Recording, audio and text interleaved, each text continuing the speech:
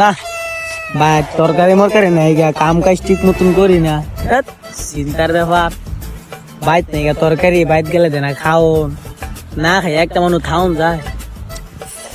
কি করন যায় টিয়া পয়সা নাই।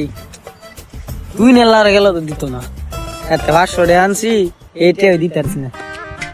দোয়ান বিল দেওয়ান লাগবো, দে গা চরটা ঘুরা সহজে তাইছি ঘুরে দিই।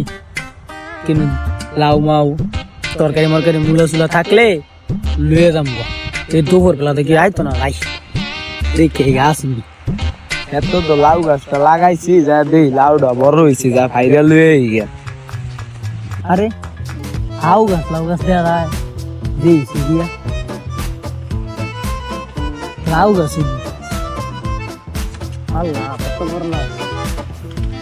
আরে খাইস না ফোয়াও খাইলা। হ্যাঁ, গরিবের কিসমত আইছি লাউটা লুয়ে যামু, ফোয়াও না কামনা কামড়ি শুরু করে। আরে আরো একটা লাউ। হ্যাঁ থাক ভালোই, এটা ভালো লাগবো। এটা নিলে একটু করে একদিন 3 দিন খাইতাম। আরে লাউ তেলে তোলে এটা আবার কাটাই।